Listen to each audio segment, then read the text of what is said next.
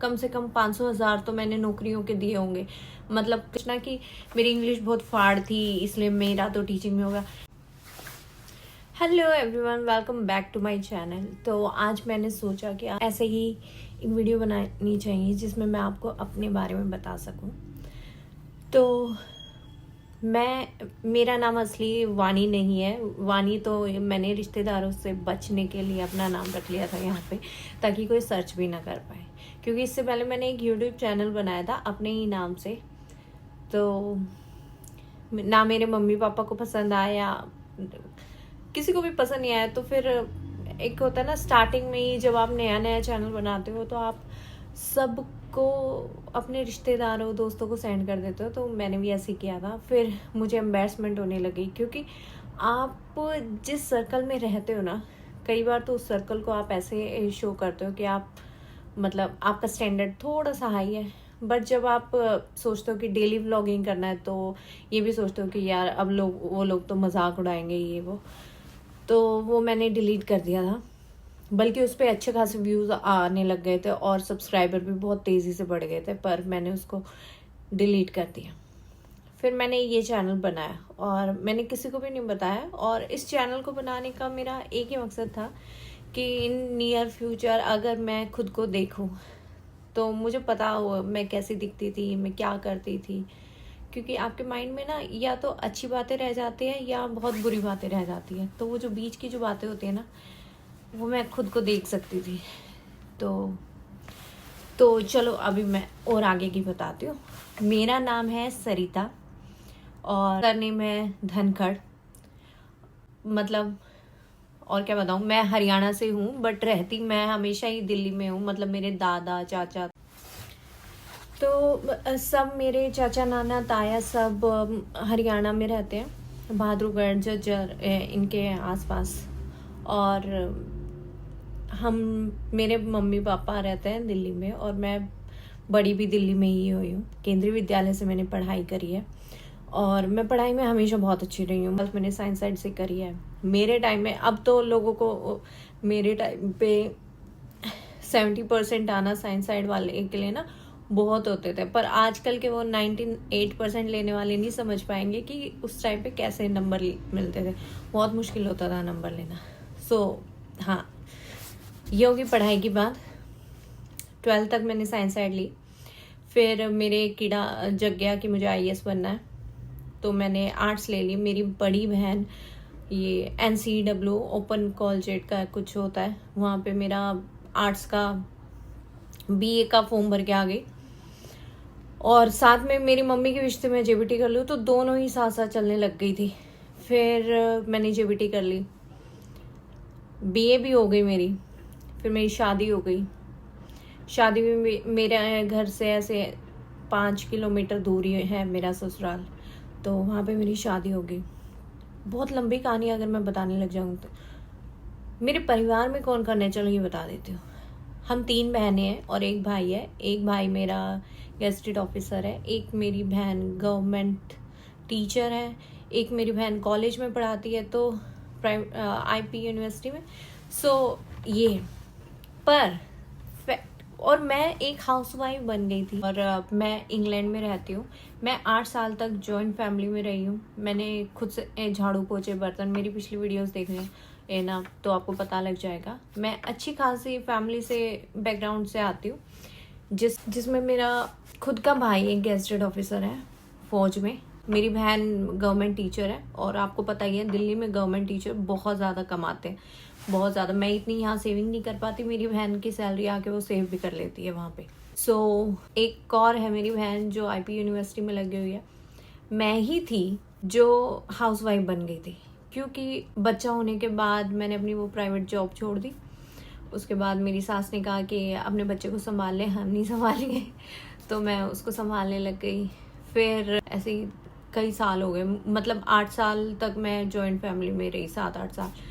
फिर मैंने इन 7-8 सालों में मैंने इतनी गवर्नमेंट जॉब के लिए अप्लाई किया है, इतनी गवर्नमेंट जॉब की तैयारी करी है ना मैंने। बच्चा भी संभाला है, घर के काम भी करे हैं, पढ़ाई भी करी है।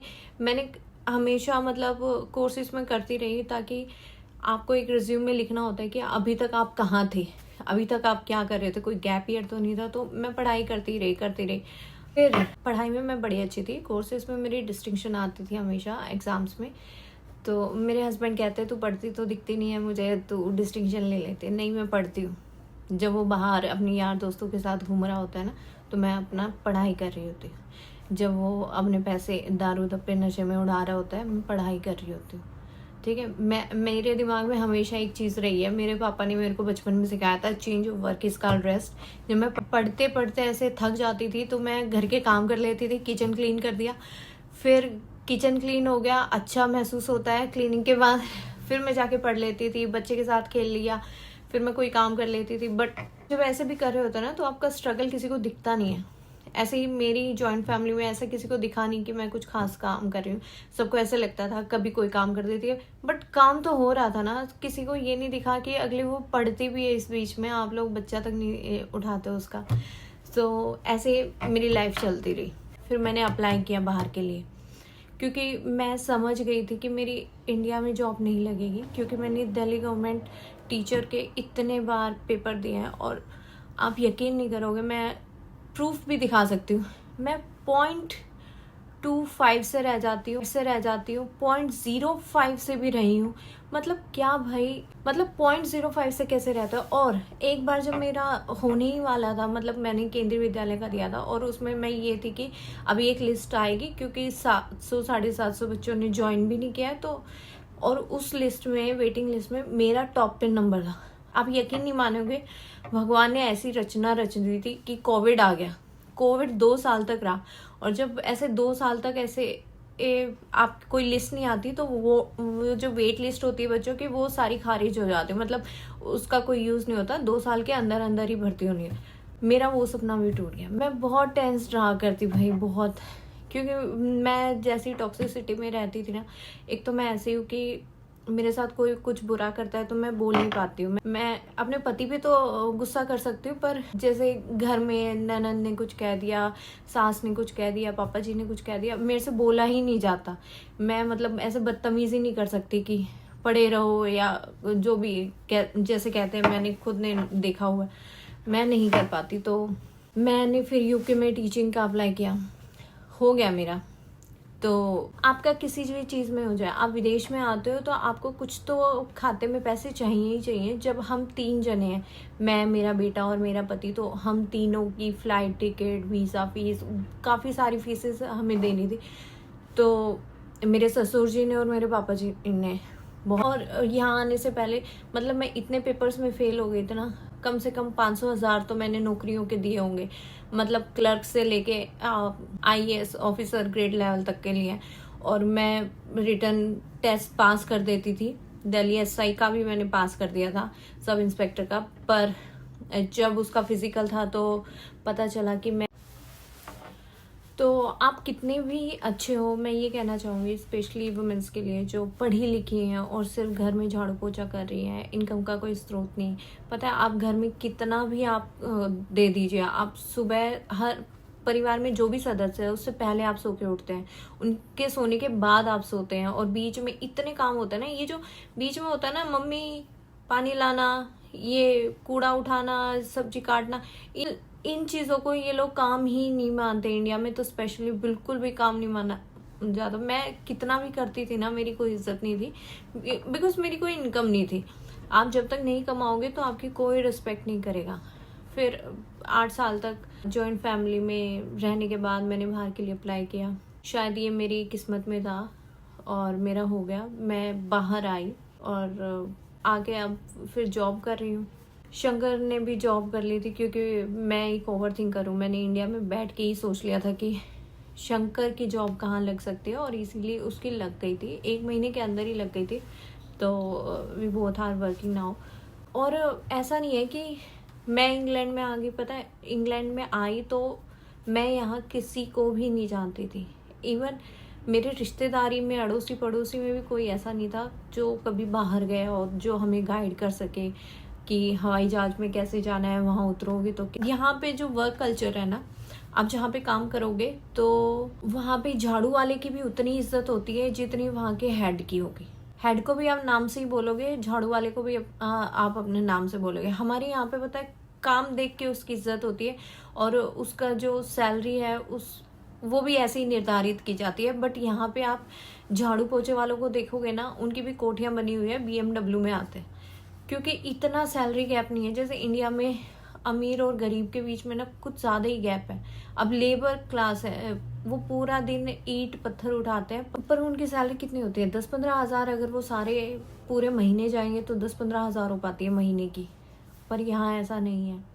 इसलिए जब इंडिया से या हमारी जैसी कंट्रीज से कोई आता है, इंडिया, पाकिस्तान, बांग्लादेश, क्योंकि उन लोगों ने पहले ही इतना स्ट्रगल देख रखा होता है। जब ये लोग यहाँ आ जाते हैं ना, हम जैसे लोग, तो हम लोगों को ये काम ही नहीं लगता और ऐसा लगता है कि ये भी कोई काम था, इस चीज़ के लिए रोते रहते हैं। अंग्रेजों का ना सच बताऊँ तो काम करने का बिल्कुल मन नहीं करता। सो ये थी आज का इंट्रोडक्टरी पार्ट। मेरे पास ना इतनी सारी बातें हैं नहीं जिनसे मैं इतनी गुफ्तगू कर सकूं, तो मेरे पास बहुत सारी बातें थी और मैंने सोचा नहीं था कि मुझे क्या क्या बताना है। शायद कुछ पीछे छूट गया और कुछ ज़्यादा ही शेयर भी कर दिया हो, तो ये मेरे साथ दिक्कत रहती है। फिर भी अगर आपको ये वीडियो अच्छी लगी हो तो please do like, subscribe and share. और हो सकता है ये मेरी वीडियो किसी ना किसी को मोटिवेट कर रही हो कुछ करने के लिए। और हाँ, ये मत सोचना कि मेरी इंग्लिश बहुत फाड़ थी इसलिए मेरा तो टीचिंग में होगा। नहीं, आपको अपनी इंग्लिश को इम्प्रूव करना होगा। यूट्यूब पे ऐसी बहुत सारी वीडियोस हैं जहाँ से आप अपनी इंग्लिश को बहुत बेहतर कर सकते हो। क्योंकि मैंने खुद देखा है कि एक तो बिहार की एक लेडी हैं गाँव की, वो इंग्लिश में बात करती हैं और कहती है मैंने यूट्यूब से सीखा है। तो आप सब सीख सकते हो। और सबसे ज़्यादा तो मैं कहूँगी जो स्पेशली जो पढ़ी लिखी हाउसवाइफ हो गई है ना, मुझे ऐसा लगता है उनकी नॉलेज वेस्ट हो गई है।